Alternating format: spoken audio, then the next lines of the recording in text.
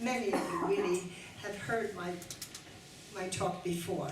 So I'm going to try to do something a little bit different. First of all, I must acknowledge one person in this room, and that is Sarah Farkas. She doesn't want to be remembered, but in 1981, when I came to Israel looking for any part of my history, because I knew nothing about myself, or the things that I knew, I wasn't quite sure if they were part of my imagination or not. I spent 2 weeks in her home, and every day went to Binyanei Homa, put up pieces of paper looking for anybody in my family. We didn't find anybody, but it's a whole story, and she was the one responsible at that time. A long time ago, a lot has happened since.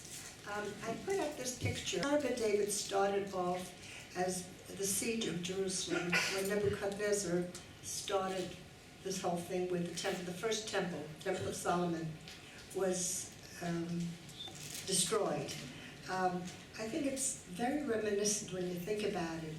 All people say it was just the siege. It wasn't such a great thing, but it was the beginning. Just like in 1933, when the Nazis first came in, a lot of people said, "Come say Yavor, we've had bad times before," but it was the beginning, and somehow it doesn't stop. And today at the Tayelet, it never stops. I mean, here,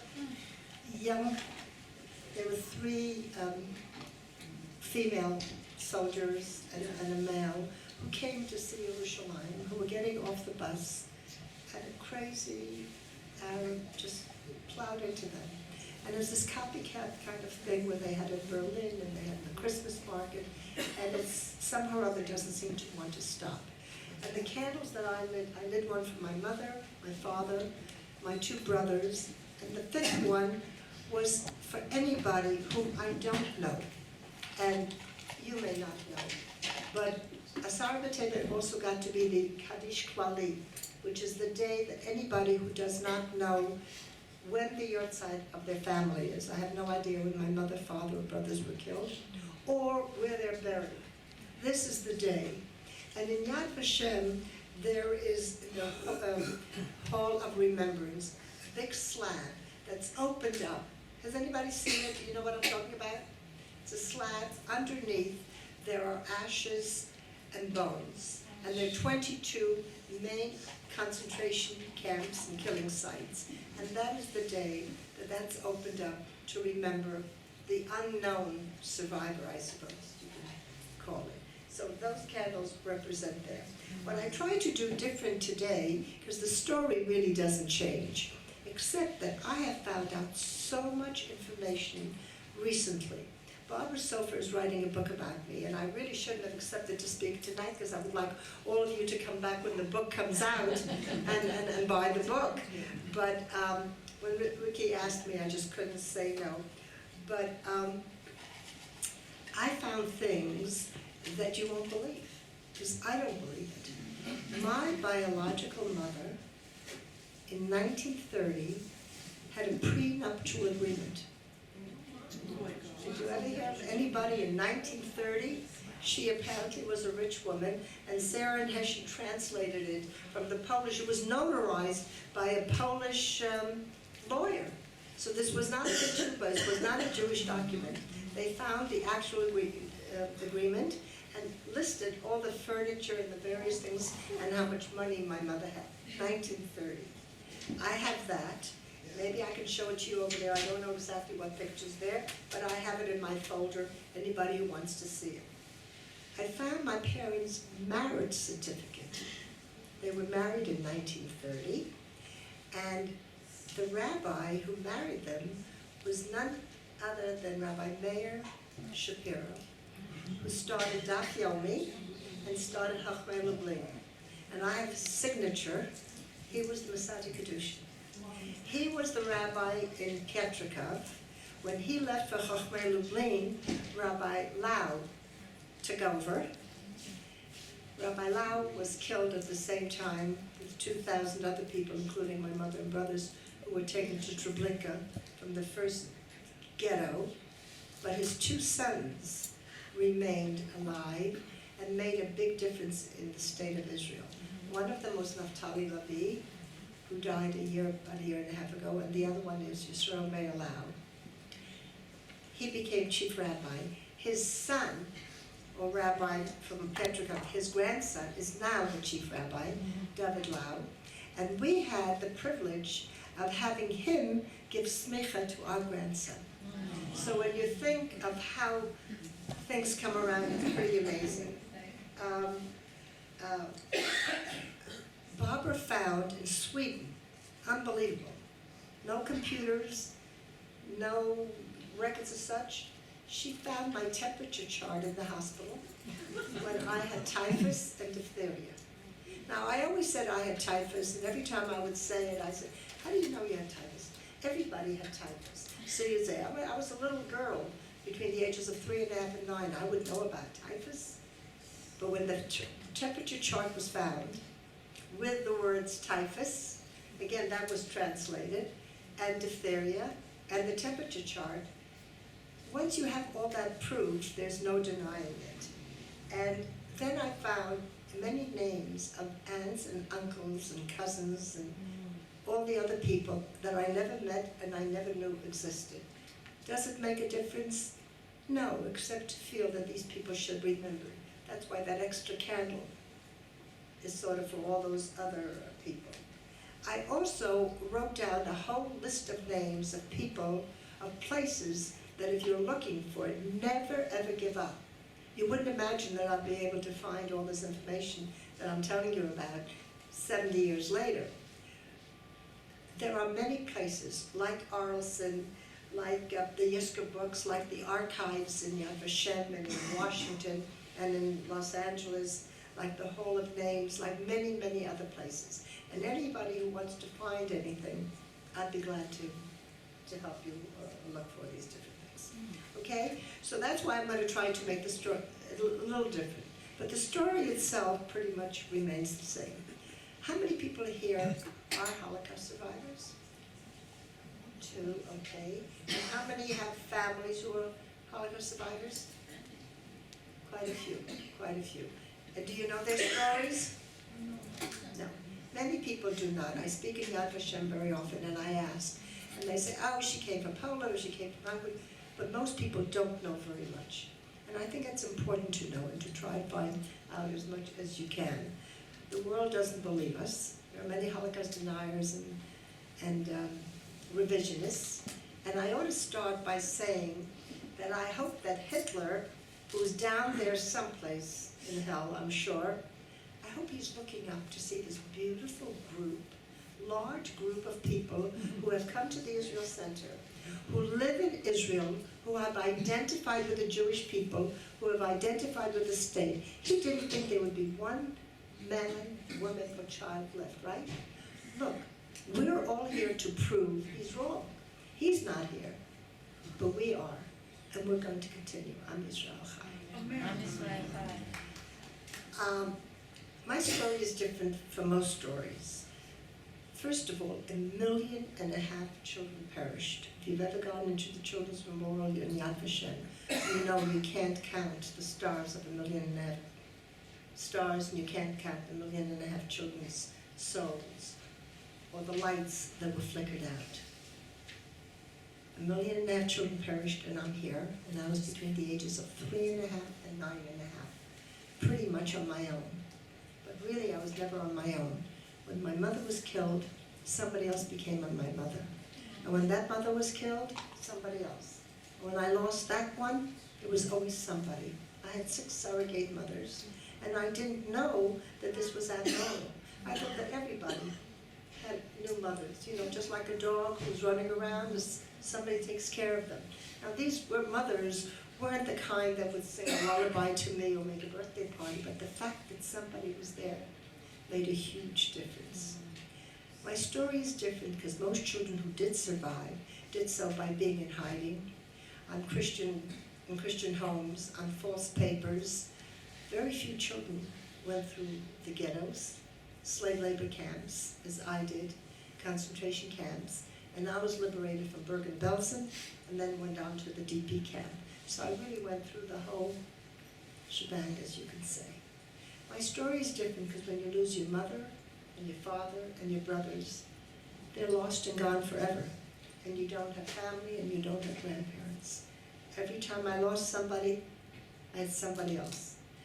And my story is primarily different because after the war I was adopted by an American wonderful family that many of you knew, or at least you knew Leah Globe, who was my adopted mother living here. She was 103 quarters. And my children, our children, Manny's and my children, had grandparents. Most survivors, their children don't have grandparents. They never had a chance to live or have it. So as bad as my childhood was until the age of 9.5, that's, thank God, it was that good. I was brought up in a Jewish, Zionistic, religious home. It was a religious home, a conservative home, but when I married Manny, who was more Orthodox, they fell in love with him, and they became more Orthodox. And then we had our children, they continued, and thank God we have Kanina, her 4 married children, 22 grandchildren, and 21 great-grandchildren. And when you think of one survivor, when you think about how many, if you think of 6 million people, of how many more Jews there would have been in the world had we didn't have Hitler and his henchmen. I was born in a city called Pietrków, which was halfway, right in the center of Poland, between Krakow and Warsaw. I lived in this house that you can see over here, and when in 1989, when I went back, and I'll tell you how I went back, I took these pictures. And if you looked at the door there, you will see a mezuzah. In 1989, the mezuzah was still on the door. The Polish woman let us in, which was surprising, because we were told that the Polish people didn't want one. In 89, it was still under communist rule, and we were told we could bribe people and get whatever we want if we brought the right things. How do you bribe people in 1989? Chocolate, leather goods, coffee, and $1 bills. And we brought all those things, dollar bills, paper dollar bills, green dollar bills. You didn't need more than $1. $1 was a lot of money. And we were able to find a lot of information. And one of the things I found was the house. I also found at that time my birth certificate, which I never had before, my parents' marriage license, my brother's birth certificates. I found a lot of different things. Each time by giving them some of these different things, and it worked. You can still see the mezuzah on the door. We lived in this house, my mother, my father, David and Yossi, my 2 brothers. And one day, they decided they wanted to take all the able-bodied men to work, to slave labor factories. My father was taken to a glass factory not far away, but he was taken to a barracks and didn't live with us anymore. The first ghetto that was established was our town of Pietrków. They built a wall around it. It was very difficult living in there. We lived in a very nice house, but if you think of 4 and 5 and 6 families moving in, no matter what nice house you have, an apartment, there isn't enough food, there isn't enough heat, and Poland is a very cold country, and there isn't enough medicine. And people being one on top of each other there, you can imagine, people were dying, but they weren't dying fast enough. So when Hitler came in, one night, outside, you heard the airplanes, you hear the tanks, you heard the trucks coming in with the armies, but they came in banging down at the door, yelling out, "Schnell, schnell! Rouse, rouse, everybody, fast! You have to move down those stairs." Is there a picture of those stairs? Can you get it? I can't see it. Are those stairs there? No? See the stairs? You have the stairs? Okay, you know what, forget about it. Forget about it, we'll go back. Forget about it, leave this over there. Okay. That was the factory. Go to the next one and you'll see. We were taken in the big square there. Next one. Yeah, I can see it. That's the factory. Okay, you know what? I'm not going to worry about it, but there's all the houses in Poland are built of big squares. We were brought into this big square, being beaten, being chased. People ran down the stairs. If somebody fell, other people fell on top of them. There was pandemonium. If you had 10 minutes to leave your house, what would you take? You would take photos. Anybody else? Some people would take food. Some people would take money. Some people would take jewelry. Some people would take warm clothes to take. Maybe instead of the pictures, you want to take the baby or the old grandmother. You're thinking very quickly and you have to run down. We had to run down there until we got into this big, you can see the wall of the ghetto. And then we were herded through the streets like a herd of animals until we got to the synagogue, Rabbi Lau's synagogue. If you ask the librarian to pull open the curtain, it is now a library. Please we'll go to the next picture. You pull open those curtains, you can see the Magen David. And what do you see in the Magen David? Those are bullet holes. We were in this big room. The room was probably like this. It was a big synagogue, very big, beautiful synagogue. On the outside, you could still see the Magen David, but inside, it's a library. You can see the books on the shelf. And you can see the bullet holes. You can see those bullet holes because we were being shot at all the time. I don't know how this possibly could have happened. I was at that time almost 6 years old. I've been in the ghetto starting with 3 and a half. What do you think a little girl who's scared is doing? I'm sure, no, there was no place to hide, but I'm sure I was holding on to my mother. And I'm sure my mother must have been holding on tightly to me, because that's what mothers do and that's what children do. I don't know how it happened. In the back of the library there, in the back of that synagogue, there is a door. And on that door, here you can see the Magen David, leave it just there. You can see the bullet holes. On the back of that door there was a man. I'm not sure if he was my uncle. I called him uncle. Maybe he was an uncle, or maybe it was the polite way of addressing an older person. He beckoned to me. My name at that time was Fredja, or Fredel. And he said to run. I must have been very stupid, very naive. Maybe my mother pushed me. Maybe God pushed me. I don't know how a little girl is willing to leave her mother, and I don't know how her mother is willing to let go of her, not knowing where she was going to go at. I ran out. The soldiers there could have easily bopped me over the head, killed me, done all kinds of things. Maybe they didn't see me, because there was such pandemonium and chaos. Or maybe they figured, how far is this kid going to run? Let the next soldier kill her. I can't explain to you how, but I ran out. That was the last time I saw my mother and my brothers and 2,000 people who had been gathered up. Not all 2,000 people could get into a room like that, but there were rooms upstairs. So the people who would get into the synagogue were brought upstairs, and the people who couldn't go upstairs were taken out in the forest, where they had to dig their own ditches, and they became the graves. The rest of those people were put onto those famous cattle cars and taken to Treblinka. I can't imagine what my mother's last hours were. Was she worried about the little boy she was taken to an unknown destination? Or was she worried about her baby little girl?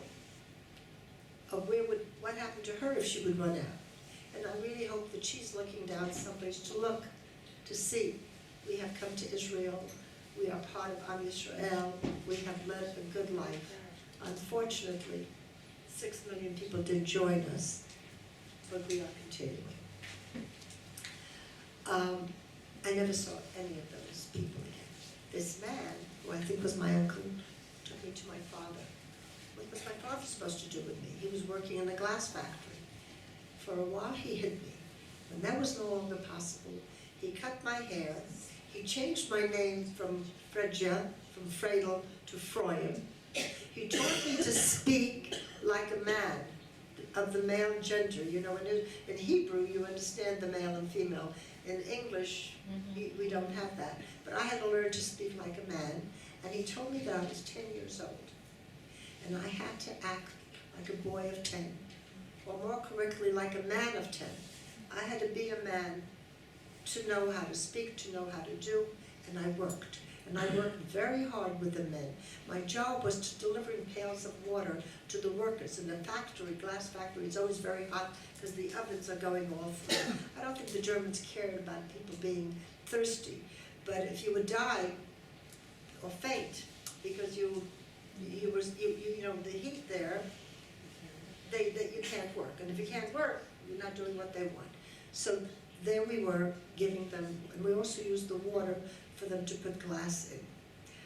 More than anything I remember in that factory is there were just big German Shepherd dogs. And the soldiers held those dogs. And every time they wanted to have a little fun, they'd sick a dog onto a group like that. And if that dog would bite somebody, it was like a death sentence. Because if your hand was too painful to work with, you were shot. If you couldn't produce, they didn't need you. If you didn't have bandages and you didn't have antibiotics, thank you. Like you had some, thank you. Yeah, thank you. Okay. You were shot. Okay. No, I'm fine. Speak a little closer to the microphone. Okay. Better? Yes. Okay. The fear of the dogs and the fear of being shot was there all the time. They were big dogs, but even little dogs. And these people they thought this was great fun, to sick dogs on poor, frightened people who were miserable. As hard as we worked, one day they decided they didn't want any Jews left in Poland. When the Russians and the British and the Americans, the Allies, were coming closer, and the Germans heard the bombing coming through, they decided to send people out on death marches. You probably all saw pictures of the death marches. Anne Frank, who was in Auschwitz, was sent out. With her mother and sister died there, and she died in Bergen Belsen, the camp that I was in. And they were sending people out because they were trying to hide everything that they had done. I had forgotten to tell you that my mother was taken to Treblinka. And now, if you look at Treblinka, has anybody been there? Well, all you have, this is a stone of Pietrka. That's me with one of the groups that I've gone with. And if you can see there's 17,000 stones that were put up by the Polish government. 860,000 people were killed in Treblinka. But the Germans plowed everything over. And after the people got there and they were put into gas chambers, then they buried them on open pits. They didn't even have enough crematorium, or any crematorium. Later on, Jewish slaves built Auschwitz and Majdanek. But at the beginning, they were buried in pits, flammable liquid put on top of them. And later on, they hid everything so that there's nothing there but these stones. Okay, that's all Treblinka. When they decided they didn't want any Jews left here, again we were marched down to the Umschlagplatz, the place where cattle cars were, and again we were being chased and whipped until we got to the place, until there were cars. Do you have a picture of the cars there? No, that's Rabbi Lau. That's Rabbi Lau and that big hat, and his wife. This was in 1991. Those cars, most cars that are meant for cattle, have ramps for the cattle to walk on. We weren't even worth that. Everybody had to push everybody else into it. As many as they could get in, 80 to 100 people, were pushed into those cattle cars. And when the cars were as filled as they kept, they slammed the doors shut. For 3 days and 3 nights, those cars roamed along. There was no food. There was nothing to drink. And there was one pail, which was the toilet. Can you imagine a group like yours using one pail, men, women, and children? It doesn't last for very long. Even if you don't eat and drink, you have to go to the bathroom. And the pail just came, and the stench, the smell, I don't know how anybody was able to breathe it, and how anybody was able to survive. Finally, we crossed over from the border from Poland to Germany. They were going to clear the Jews. By the way, how many extermination camps were there? Do you know? 6.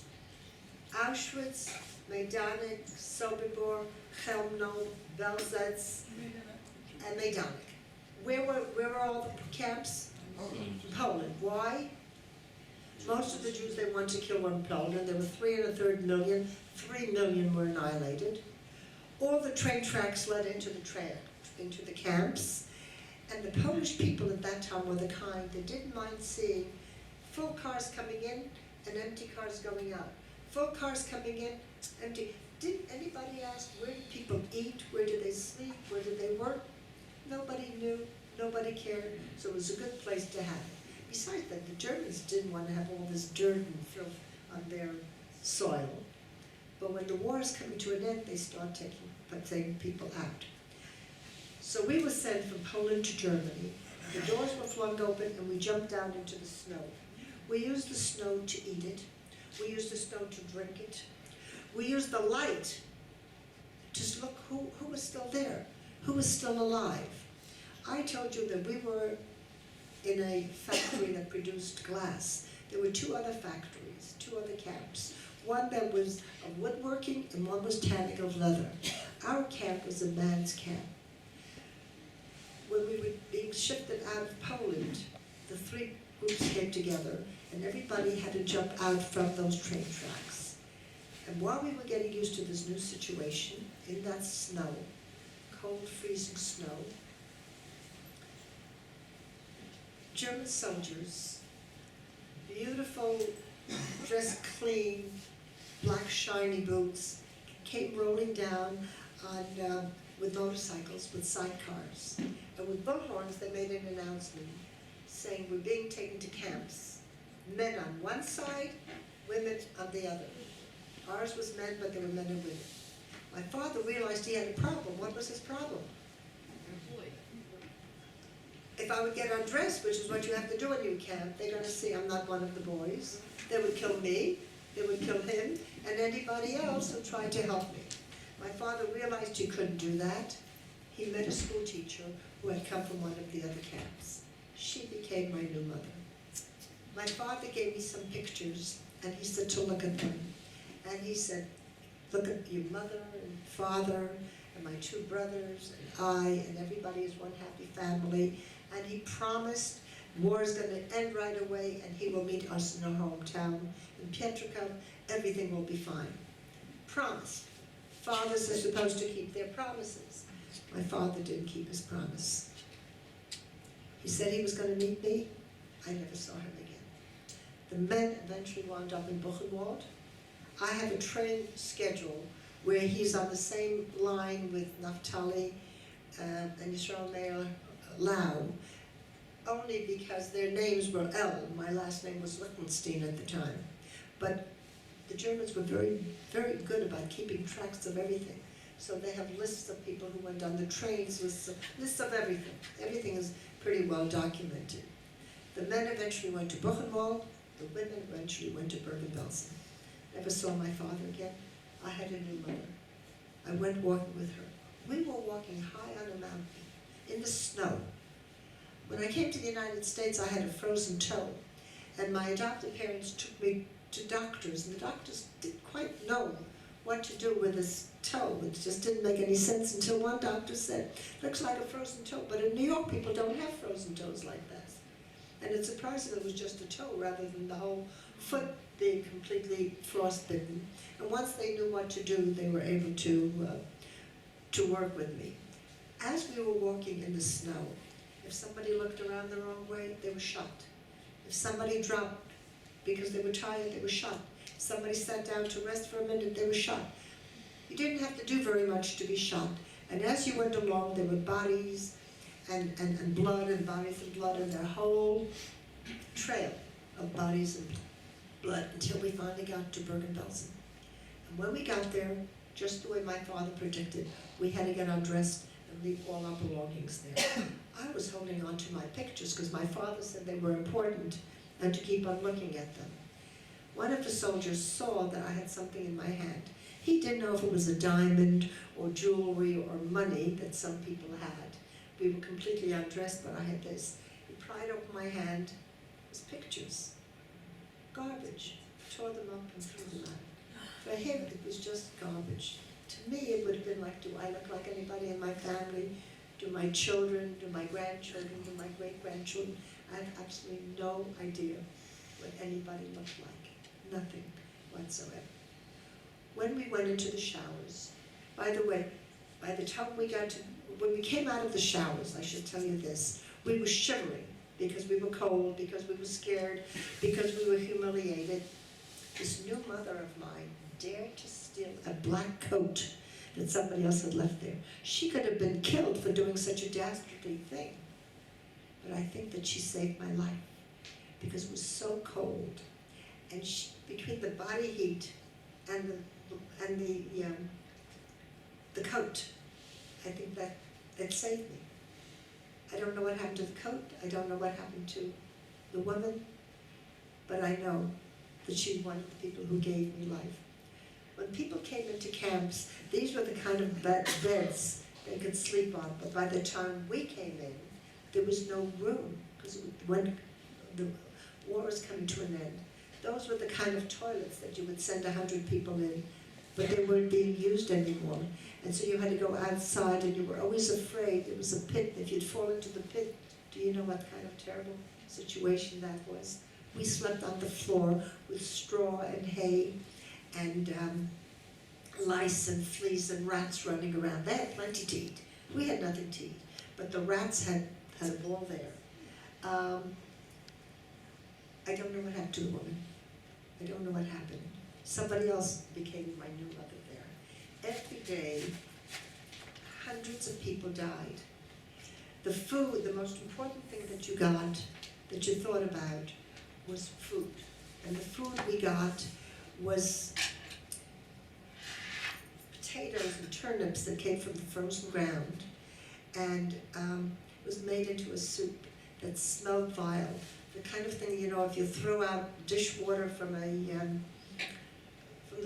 kitchen, and you say, let me get out of here because it smells so bad, the garbage there, that was the smell. People would sort of say, I wouldn't taste that. My life depended on it. Your life depended on it. And after a while, it was like ambrosia. It was the best thing that you can possibly expect or want. And you ate it with gusto. And it's amazing. People wanted to live, and they would do anything to live. Every day, hundreds of people died of starvation, of sickness, mostly typhus. And the people would take, the same women would take the blankets. We don't have a picture of the blankets there? No, okay, so leave it. I'll show it to you later. And take a blanket and put the body out there. And there were hundreds of bodies left in Bergen Belsen when the British came in. Bodies lying all around, decaying. If somebody had a piece of bread left in their hand and they died, somebody else would take it out. We weren't normal. People wanted to live. I don't know exactly why people wanted to live, but they did. And they always had hope. But every day, people just died. Epidemic of typhus was just rampant. The last 3 days of Bergen Belsen, there was no water and no food. The bombs that had been dropped on the water supplies, the Germans claimed they couldn't help it. And it was the Americans and the British and the Russians who destroyed the things. They found food that was sent by the Hungarian Red Cross that was being held in the German barracks. We never got any of that. When the British came in, they were able to get the food and they were able to get the drinks. One day, I found myself lying under those trees over there. I don't know how I got out of there. Maybe because it was such a smelly, awful, wet, miserable inside the barracks. And I was lying out there. And I knew that everybody was going to die, even though I didn't know much about life. But yesterday she died, and today she died, and an hour ago she died. She won't last for much longer. Everybody's going to die. You just knew that everybody was going to die. Something happened that day that never happened before. There were soldiers wearing different uniforms standing on the side, and they looked sick. They were throwing up. Germans never threw up. They just accepted the way it was. And people who never walked faster than a snail's pace were running. And people who never spoke above a whisper were shouting. And they were saying, you're free, you can do whatever you want. And people were running around. What happened? The soldiers were British soldiers. They smelled the camp before they came in. And they came in, and they saw these 10,000 bodies lying around that you had the picture of before. All these just lying around and disintegrating. The first thing they had to do was bury 10,000 bodies. We have graves, they even help, you have a picture of that. They even had the Germans help. 1,000 in the grave, another 1,000, another 2,000 with bulldozers. You're supposed to have a little bit of respect in any religion, right? With bulldozers, just to get rid of it. Then they took care of people who were sick, but maybe with the proper help, they could get better. And 14,000 people died after the war because they ate food that they couldn't. You know, when you have eaten for such a long time, and a good soldier, a British soldier gives you a can of sardines, or a piece of meat, or something like that, your stomach can't digest it. And then even later when they started having, when you're gulping down food, you have to go very slowly. It's like somebody going through a desert. They can't start gulping down drinks. You have to. And the British realized that. Not that I'm blaming the British. We're very grateful that they came in. But it took them a while to realize that this was not a normal situation. Then they took care of people like me, who were very sick, but maybe with the proper care, they could be brought back to health. I was put onto a stretcher with a white sheet. The barracks that the Jews were in were completely burned down. You see those? And they made a ceremony. It was so filled with the lice and fleas and the rats, and infectious diseases, there was no way of cleaning them. But the barracks that the Germans lived in were made out of cement and bricks, and they were made into makeshift hospitals. And there was a city not far away called Saal and Hanover, and they were made into hospitals, and they brought us in there. I was brought onto a stretcher, brought in there, fed. And because I was one of the lucky ones, 6,000 survivors of German concentration camps were invited to come to Sweden. Sweden had been neutral, it was not fighting with the Germans, and they welcomed 6,000 of us to come to recuperate there. And I have a picture of the British taking us to Swedish Red Cross to Lübeck by train, and then from there to Malmö by ship to Sweden. I don't know what happened to my mother, but I met a new mother in Sweden. I was very, she even made me a sweater with white reindeers, like they have in Scandinavian countries. You had one like that too? And I was getting better, but I was very sick. So I was brought into a regular Swedish Christian hospital. And they treated me very well, gave us a lot of food and all pancakes and all kinds of things to fatten us up. And amazingly, we did get fattened up very quickly, and we accepted everything that was being given to us. A Christian couple, it was Christmas time, they brought me candy canes, red and white with cellophane, and they brought me a doll, and they brought me apples and a dress, and they asked me if I would like to go and live with them and be their daughter. Well, that was the best thing that ever happened to me, I thought. I wanted very much to go with them. The people around me said something which I didn't understand. They said that I was Jewish. What it meant to be Jewish, I had no idea. But they said that I should go with the Jewish children to a place called Palestine. And in Palestine, I would meet my mother and my father and my brothers and all the rest of the people. Why did I say Palestine and not Israel? In 1945, there was no Israel. Just imagine if Israel had been born 10 years earlier, in 1938, instead of 1948. Just imagine if the countries of the world had opened their doors. If we had some friends, we had no friends, nobody cared for us. Things haven't changed so much, I guess, except that now we have our own country.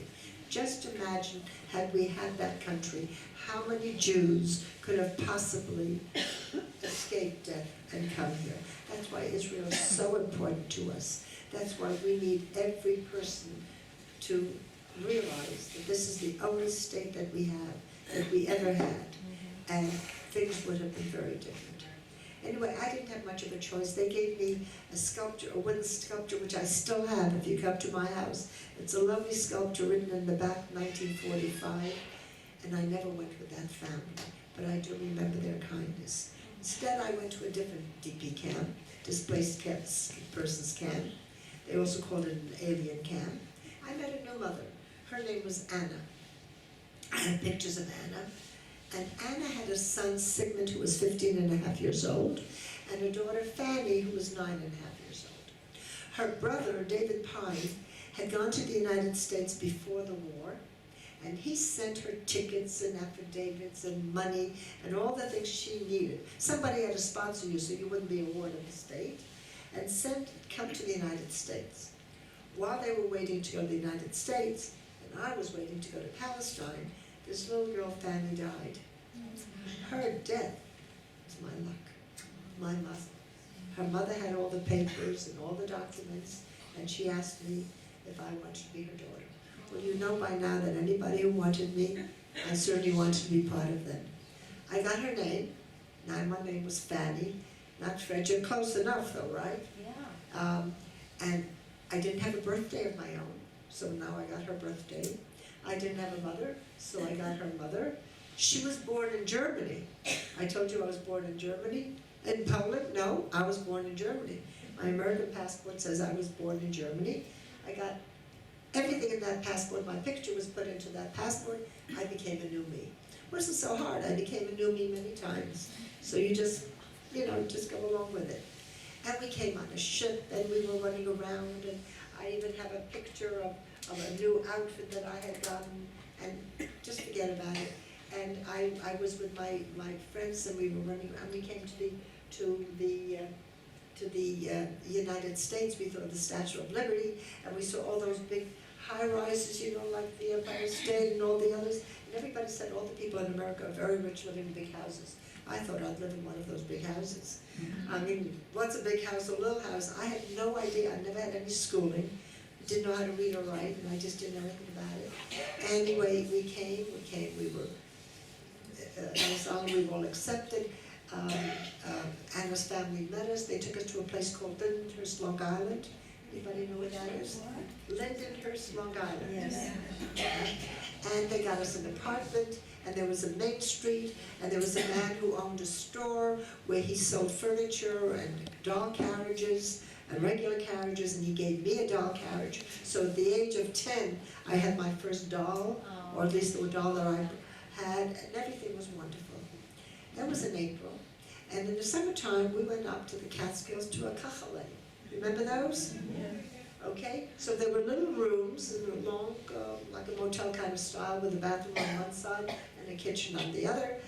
And I went to camp, and I learned to play jacks, and I learned to ride a bicycle, and I learned to play hide and seek and go blueberry picking.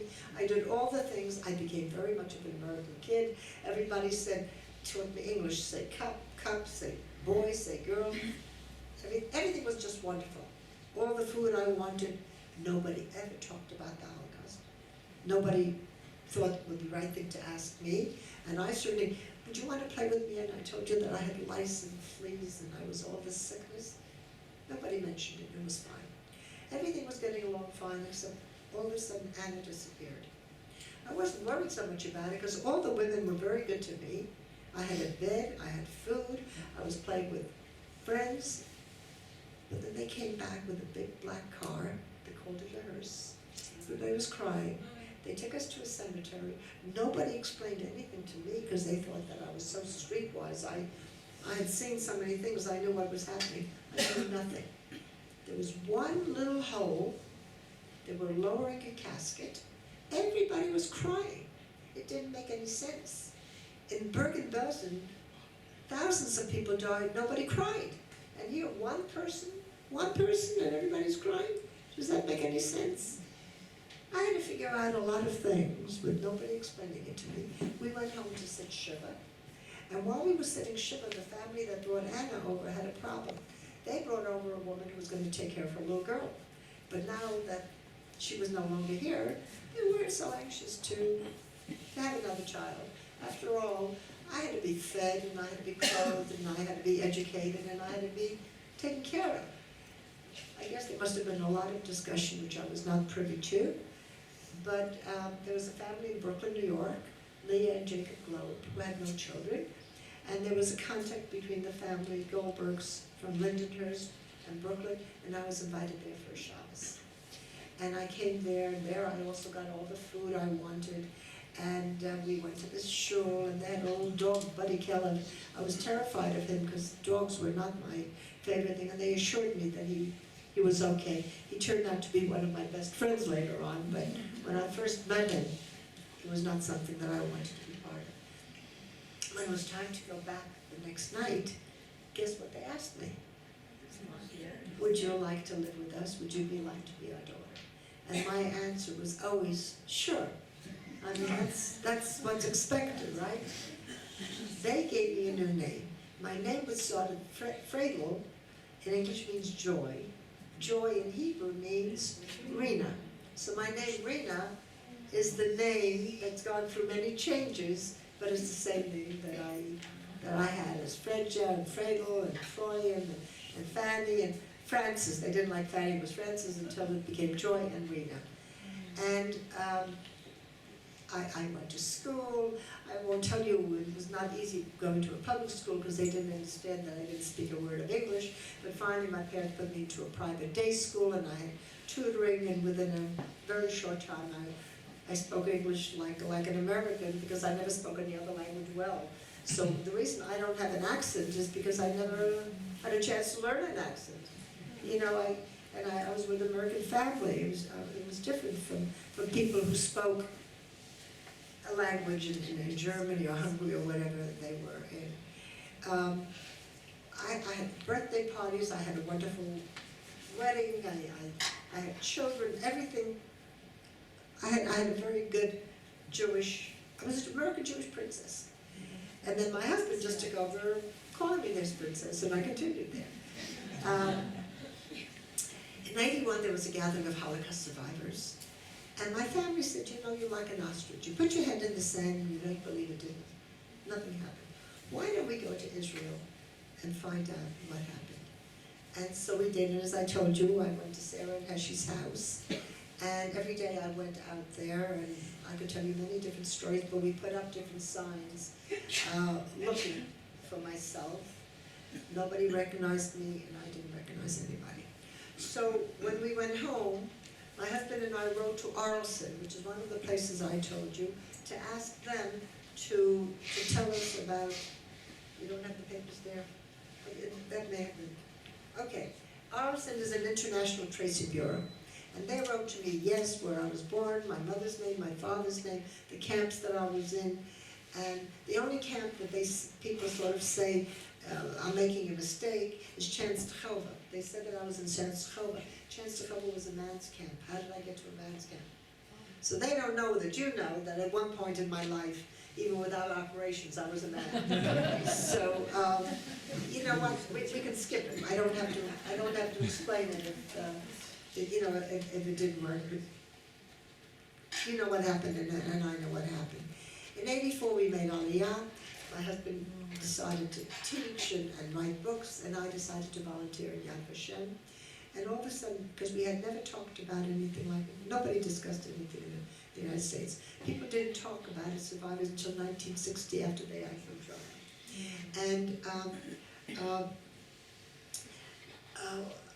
in '89, Yad Vashem had a trip to Poland.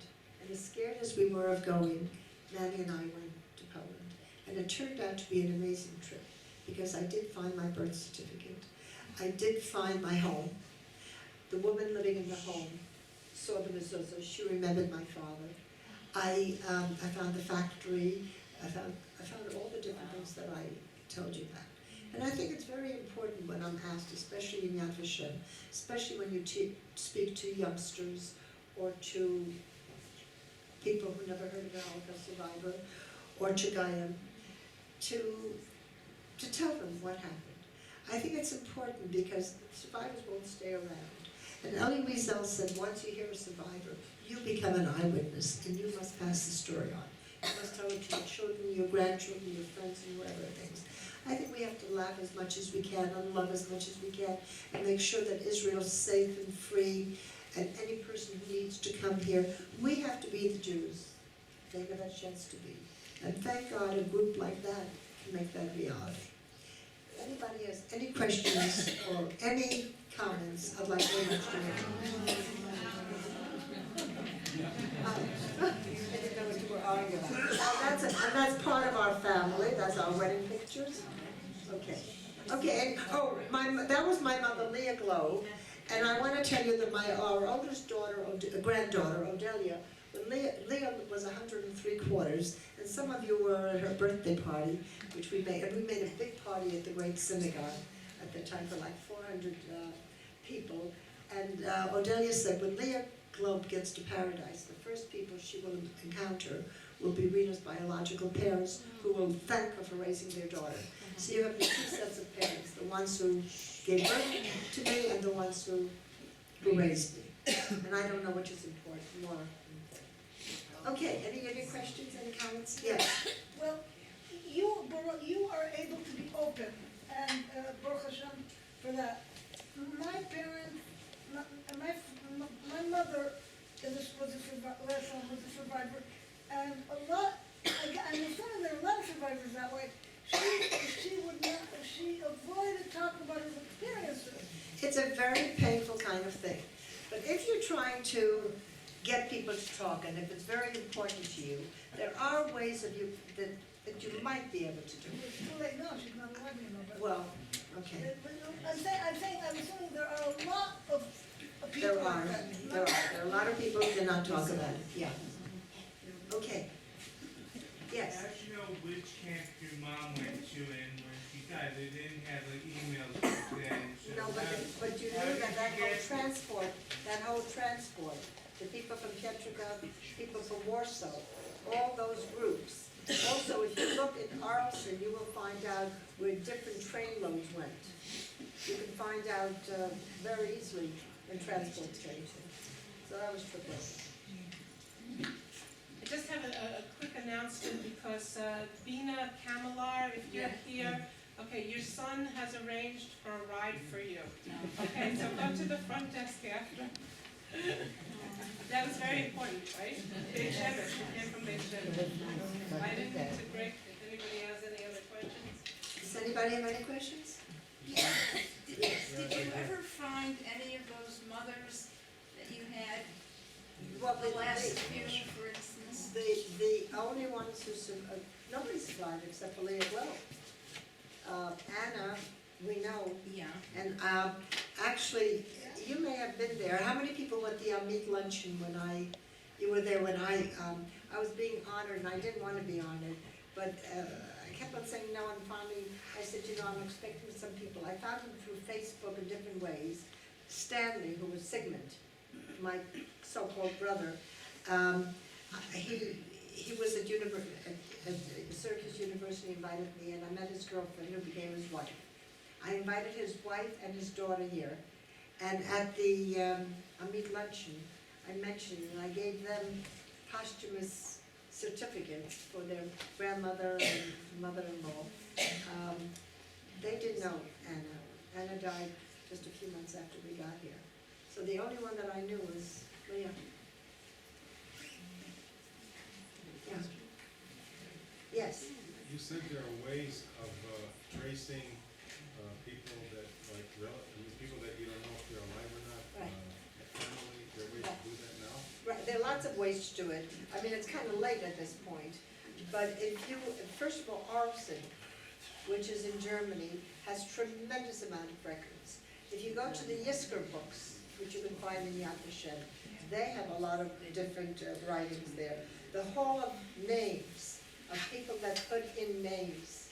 If you look at somebody who submitted the name on the bottom, maybe it's a cousin or a friend, you contact them. Maybe they could give you some information about it. The Genealogical Society, the Jewish Gem, you could find a lot of different places. A lot of places. I mean, I just want to show you how impossible it is to sometimes trace somebody. I've really tried to help different people in Yad Vashem. One day, 3 women came to me, 2 sisters and a cousin from Hungary. 2 of them had numbers. One of the sisters, and only by the way, the people in Auschwitz had numbers on their arms. The others had either dog tags or or written on shirts or something like that. Only Auschwitz people had tattoos.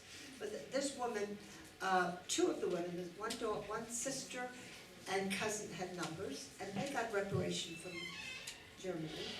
And one sister didn't have a number and didn't get reparation, and they didn't believe that she was there. And she swore she was there. And the other two women said that she was there. So how come she didn't have a number? So the story she tells is that they came, she told me the whole story. She asked me to help her, and I took her to the archives. And the woman in the archives asked her, where'd you come from? And she told her of a town in Hungary. She looked it up, and sure enough, she found her name in that town in Hungary in 1944. And it was taken, that whole transport, that's why you asked me where, the whole transport was taken to Hungary.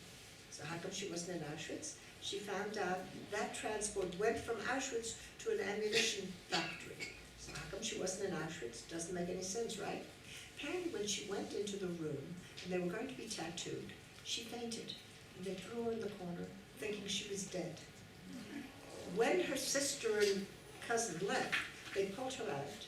Somehow or other she revived, and she was lucky enough to have a number. Nobody would believe her. Once she found that she entered and left, she had more of a chance of getting it. So you should never give up. Yes. Thank you so much for sharing your story. How did you go from this like really intense place of just like death and destruction into like normal American living without having any like psychological repercussions? I guess God just gave me that kind of a personality. I was very lucky to have wonderful parents. I was very lucky to have a marvelous husband who thinks that I would say for him. And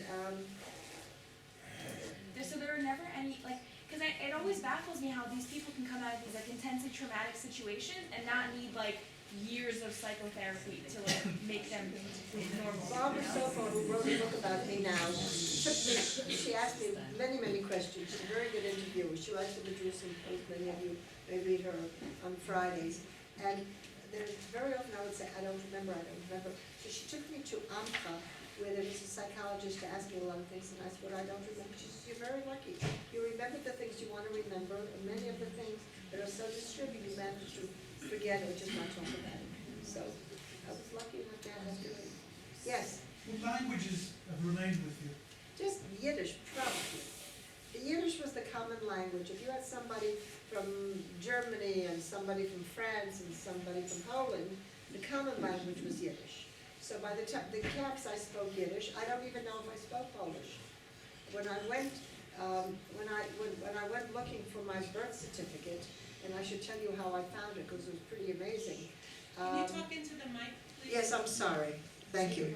I hired a Polish guide to help me with the Polish. So Yiddish was there, and then when I came, I spoke a little bit of Swedish, but mostly Yiddish. But English became my language, and I never spoke anything else. How did you get your birth certificate? Okay, so what happened was that I hired this guide, and she went into the Hall of Records with me, and they have the birthdays in big ledgers. They didn't have computers, they didn't have things like that. And I said, I'm looking for my birth certificate. She says, fine, give me your American passport, and I'll see if I can find it. I said, well, you can have my American passport, but the name in my passport has nothing to do with my birth certificate. My mother's name has nothing to do with it. I was said I was born in Poland. No, I was born in Germany. Nothing was there. She thought I was a little, crazy, but the Polish guide explained it to her. And she went through all of 36. Fanny's birthday is February 15, 1936. That's the birthday I use. You can't change your birthday so fast. She didn't find it. She went through 37, didn't find it, went back to 35. December 18, 1935, 2 months difference. But it was found. I found it. There were Two a lot more of questions? That's it. There's one here. yes. Thank you so much, Rena. It's just overwhelming each time I hear you. The Thank you. strength you have should be the strength of all of Israel. Thank you. And I want to,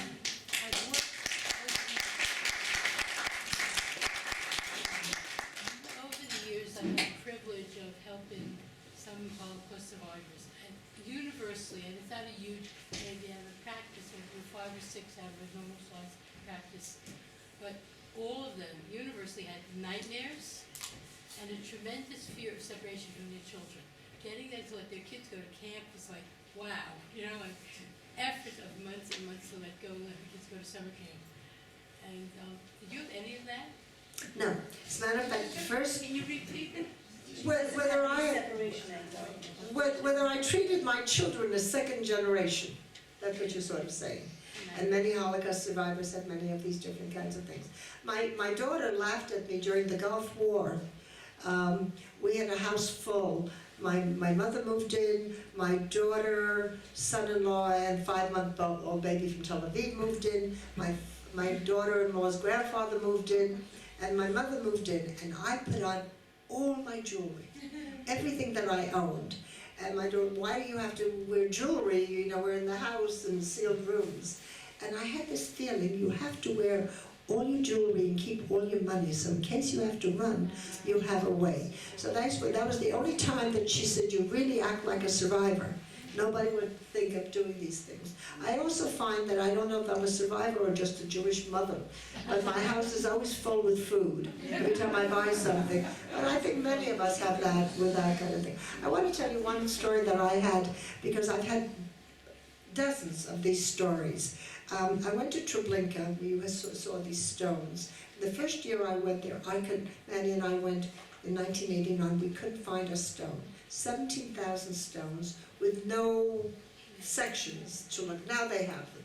That time they didn't. I couldn't find it. So Manny said, listen, just light your yahrzeit candle and make a bracha. It's not that somebody's buried out there, it doesn't matter.